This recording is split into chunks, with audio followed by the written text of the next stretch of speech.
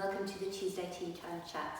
My name's Jane, I'm a member of the bird team at the Conservancy Trust, and today I'm going to chat to my colleague Tom about one of my roles at the Trust. Hello there. Thank you very much for joining us. Now Jane, you and I normally work together on the bird team. We look after all of the birds here, make sure they've got everything they need, and then when you come and visit us, we fly the birds for you and tell you all about them. But Jane, your role is, it goes a bit further than that as well, doesn't it? Because you are an EEP coordinator. Correct. What is an EEP and how do you coordinate it? With great difficulty. No, so the EEP, it's recently changed, but going back historically, it was the European Endangered Species Programme. So basically collections throughout the world would sort of record what they'd got, and then somebody was responsible for working out what birds were where, or animals, because it's not just for birds. And from that, they'd work out what pairings would sort of work together. So it started on paper, and then obviously got a little bit more sort of scientific than that. And there's sort of three levels. So there's an EEP, which is the highest level, which is where you're actually making recommendations and moving birds around to create best genetic pairs, all the way down to a monitoring program where somebody's probably just recording it on a spreadsheet. So recently the focus has changed, and it's now been rechristened the EASA ex situ program. So ex situ is basically conservation work with population outside the wild, and in situ is the birds in the wild.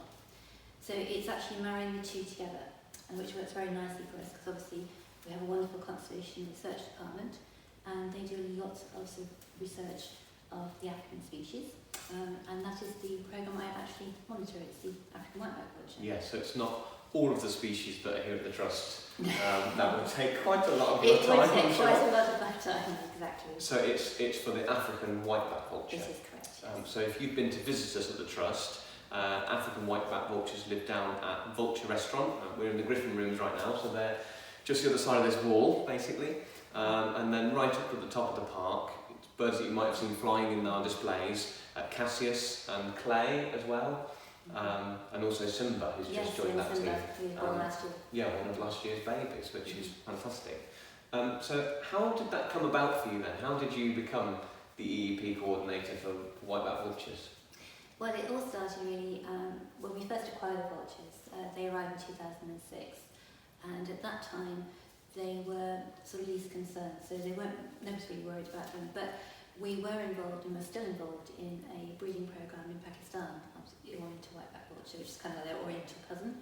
And so one of the reasons for thinking about breeding these vultures was to help us with that programme.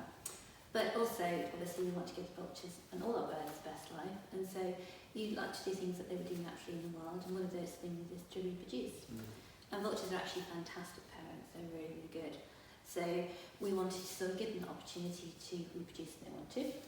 They're quite a sociable species, so the way we did this was to design an aviary where they could sort of meet and greet, a bit like one of the speed dating things, you know, you go in and you make friends and things like that, and it worked really well, they paired up. Fortunately for us, they did pair up because the situation changed quite rapidly. So in 2006, when we first arrived, they were least concerned. By 2007, they'd moved to near threatened, and by 2012, that had actually changed to vulnerable. And sadly, in 2015, they, along with most of the African vultures, had become critically endangered. So the fight is on really to make sure the species survives.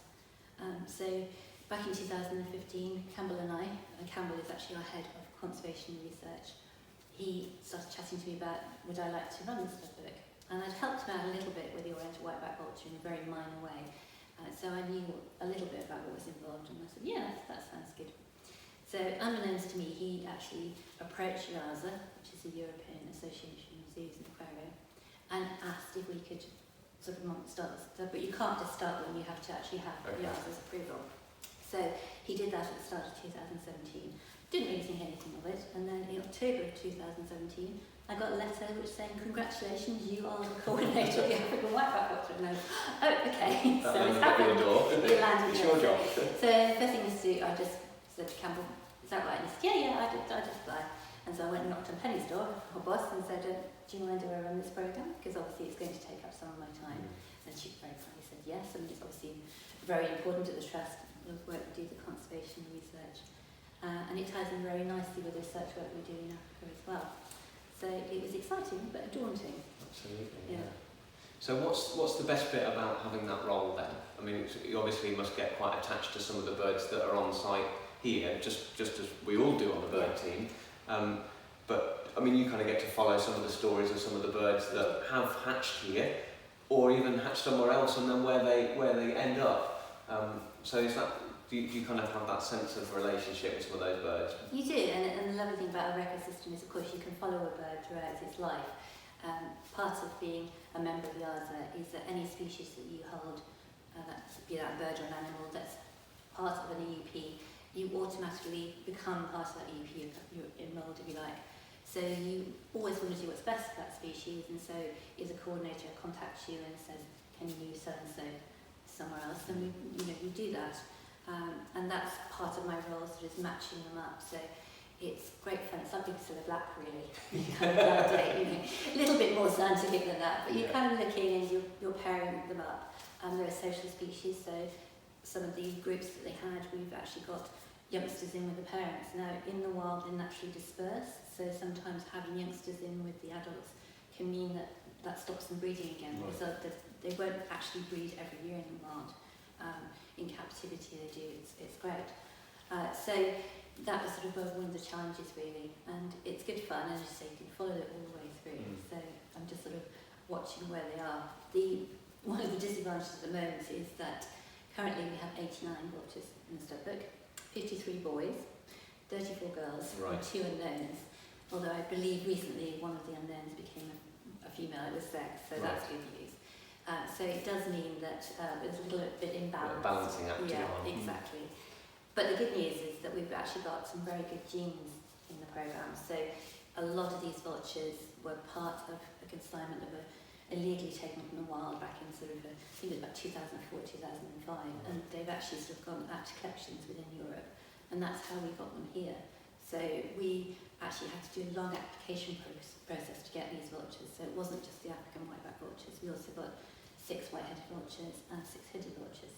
And so one of the things we said, we have to give them a responsible life, and that was sort of part of the breeding programme, so that's what we said we'd do. Yeah. I love this idea that finding a match between 2 birds, it's like a vulture dating app, isn't it, really? Exactly, Swipe right or left with one way or another. And funny enough, they do. I mean, you can have a match that looks perfect on paper, but the chemistry just isn't there.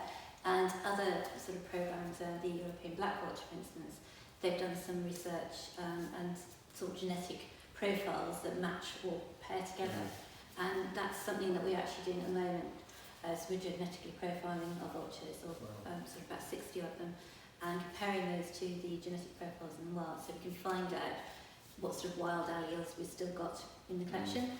But it also might be interesting to see, we've got obviously pairs we know, so we could have a look and see the genetics of those 2 pairs and maybe see whether there's any sort of connection there, and that's another layer to actually matching them in the future.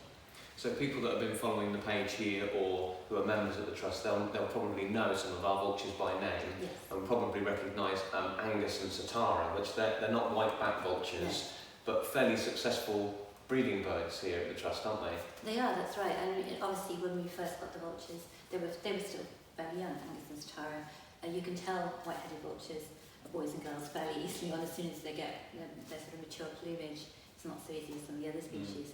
So we used to fly them together. They were our ambassador birds, and they would fly and we'd give the message about vultures in the wild.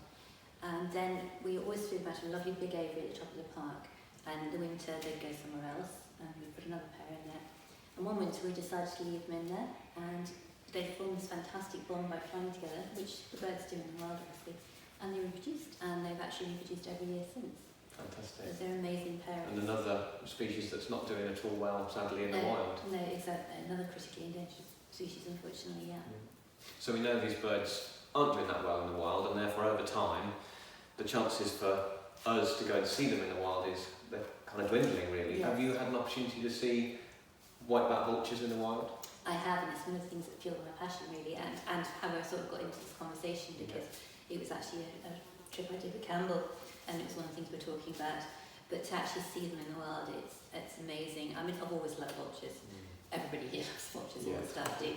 and they are such fantastic birds, wonderful personalities to work with, but just seeing them in the wild and seeing everything that Campbell had told me about how they came in to feed and all this, and just watching their interactions, it was amazing. Yeah, it's one thing to talk about it, but to see it Yeah. for yourself. I was lucky enough as well in 2018 to go out to the same programme with the Trust to see white-backed vultures and a breeding colony there, and it's just unreal. It's amazing. It's amazing, yeah. And it's definitely one of the criteria for getting a job here is you have to love vultures. Oh, yes, You can't be lukewarm on that subject, you just have to love them, which is brilliant.